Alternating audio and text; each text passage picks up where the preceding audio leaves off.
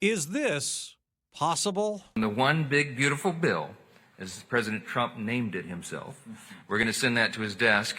We're going to get it there by Independence Day on July 4th, and we are going to celebrate a new golden age in America. That was House Speaker Mike Johnson calling that massive budget blueprint when it passed last week. Once-in-a-generation legislation. And the centerpiece of it is extending the 2017 Trump tax cuts that are set to expire and adding to them no taxes on tips or overtime. The legislation also funds the president's agenda on border security and the military, and House Republicans also approved spending cuts. But GOP Senator Rand Paul tells Fox News Sunday, I think the cuts currently in the bill are wimpy and anemic, but I still would support the bill, even with wimpy and anemic cuts, if they weren't going to explode the debt. And he is not alone. Several other Republicans worry about ballooning the debt and deficit even further. And while Democrats don't have enough votes to block the bill they all oppose, with the GOP using a reconciliation process that doesn't allow a filibuster, there's enough GOP opposition to put the current version of the bill in jeopardy. Well, first of all, we're talking about budget reconciliation, so we ought to talk about numbers. Senator Ron Johnson is a Republican from Wisconsin. The only number we talked about was $1.5 trillion, which sounds like a lot of money, but over 10 years, it really isn't squat. It's barely a rounding error. When you look at CBO's projection, we'll spend about $89 trillion over the next 10 years. And by the way, this is probably a rosy scenario. We'll add about $22 trillion to our debt over that time period, averaging $2.2 trillion per year in deficit. And let me just put that in historical perspective. The last 4 years of Obama administration, he averaged $550 billion per year deficit. Trump's first 3 years, over $800 billion in deficit. Then, of course, COVID hit, and we had a $3.1 trillion year deficit as we went on a spending spree to make sure the markets wouldn't collapse and take care of all the shutdowns. Well, it should have ended there. We should have gone back down to a reasonable pre-pandemic level of spending and deficits. But no, that's not what happened. President Biden averaged $1.9 trillion in deficits over his entire 4-year administration. But now we're looking at 2.2, and I'm sorry, the House Big Beautiful Bill is going to add to that. Our first goal ought to be we ought to reduce that deficit spending, not increase it. So again, we just have a fundamental problem. The House set the bar way too low. They weren't talking about numbers in context. They just talked about the $1.5 trillion, which is completely inadequate. Okay. A lot of what the House did was make reform in Medicaid, especially a work requirement for Medicaid recipients, and that's one way they wanted to reduce spending and get rid of waste, fraud, and abuse. Is that the right approach, or is that just one approach? Well, listen, we definitely need to reform Obamacare, which is Medicaid expansion, which is putting at risk the Medicaid for disabled children. Okay, so that ought to be fixed. But I've laid out, we increase spending across the board. If you take 2019 outlays, leave Social Security, Medicare, and interest alone. You can even exclude Medicaid, quite honestly.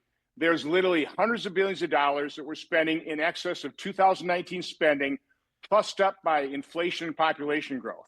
Then that would be a reasonable control. Take a look at those outlays, increase them to account for Biden's inflation, which was massive, population growth, and we're still hundreds of billions of dollars spending more than that in things other than Social Security, Medicare, and Medicaid. That's why I've said we need to take the time, go line by line like DOJ has taught us.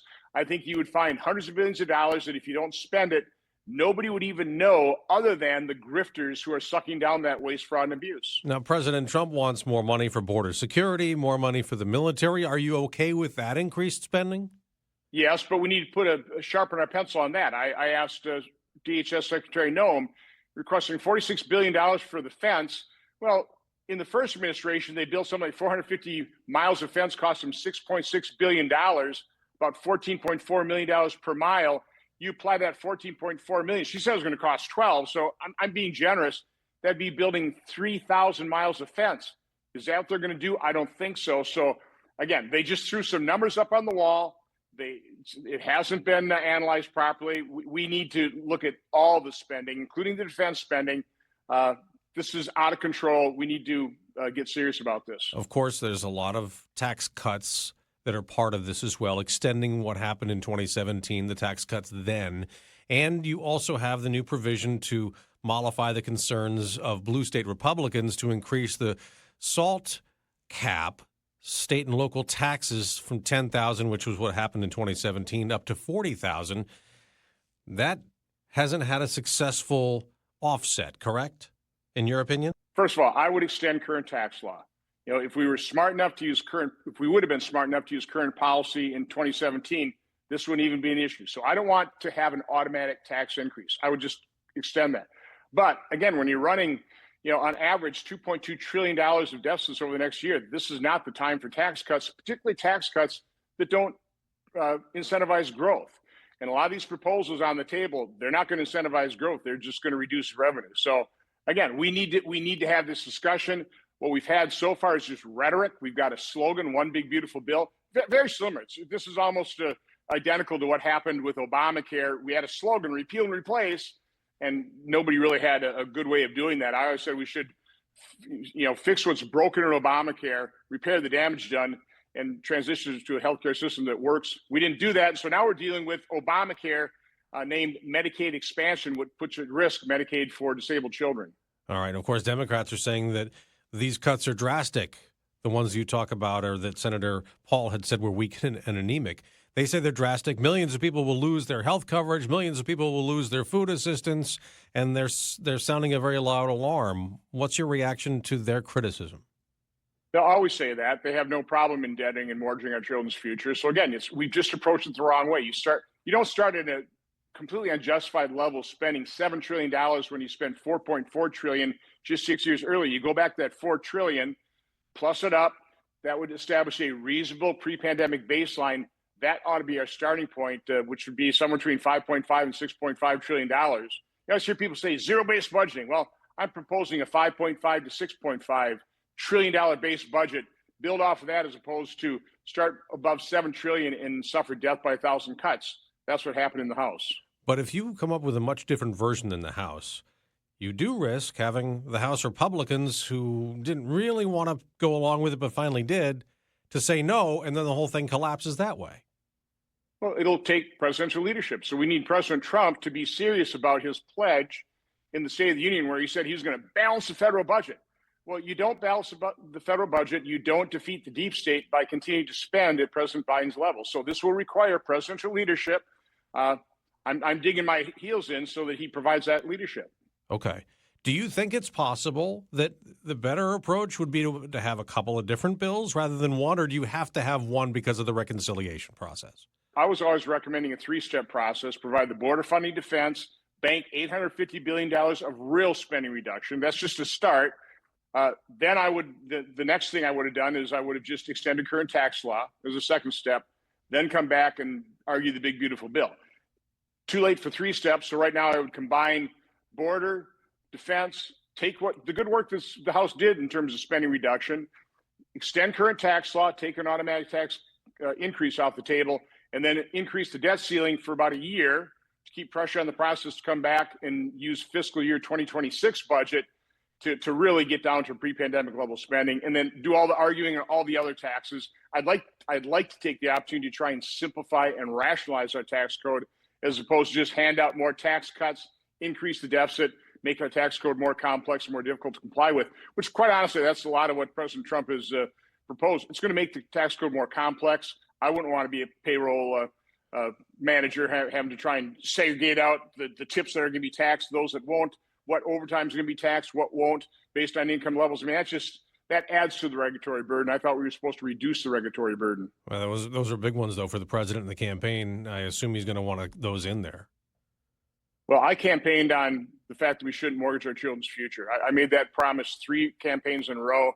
That's what I campaigned on. That's what I pledged to my constituents. 4th of July, too optimistic to get this done? I think so. Unless we split it up into 2 bills, I think it's pretty easy to do. All right, Senator, I want to turn to another big issue for you, the controversy about former President Biden's mental fitness to keep doing the job. Of course, there was that presidential debate last June, and then he dropped out of the race, stopped running for re-election. Your colleague in the House, Congressman James Comer, he told Fox's Hannity the other night the oversight committee that he leads plans to call 4 ex-Biden White House staffers to come testify. This is what he said. These are the unelected bureaucrats that we believe had an overwhelming influence over Joe Biden and could have possibly been serving as de facto president of the United States. Now, Senator Johnson, you chair the permanent subcommittee on investigations. You plan your own probe into this, correct? Right. What we've done is we've written letters to, I think, 28 White House officials that will probably expand. First, to request an interview. Well, I think have some pretty basic set of questions to ask these folks, and then based on what answers we receive, we'll take it from there. I would not recommend bringing people in for a hearing right off the bat. You actually need to do an investigation here. You need to talk to a bunch of people, compare their testimonies. I'm hoping we don't have to subpoena people, but we've written those letters. We'll probably write some more. We're developing that list of questions and hopefully have those interviews when we get back in June. And you're not just talking about a couple of staffers here. You want to talk to some high-level people from Vice President Harris, the former vice president, all the way down through the cabinet, right? Yeah, this is serious business here. We had, obviously, an infirmed president of the United States. It was obvious. I knew he was unfit for office for a host of reasons, including his declining mental and physical state. But there's a reason we have the 25th Amendment, because the president of the United States is the most powerful elected official in the world. He has access to the nuclear codes. We have that 25th Amendment because we expect the vice president of the United States, the members of his cabinet, when they see that a president is no longer capable of fulfilling his duties of office, the oath he took, they have to step in and they've got to be honest with the American public. They weren't. We need to vet that because we can't allow that to happen in the future. You know, Democrats say, look, this is a look back on everything. We're looking forward. We don't need to go through this process. It's all in the past. Why do you think it's so important for us to go forward? And what do you think could happen and what's the goal of your investigation? Again, we need to find out who is actually running the country, who is signing pardons, who is making these decisions, and how could have that affected what happened? What kind of disaster might have occurred if the president of the United States wasn't actually in charge? These are serious questions. I think the American people deserve the answer. Do you think that someone might have acted criminally in all this? I don't know that you can say this is a political process.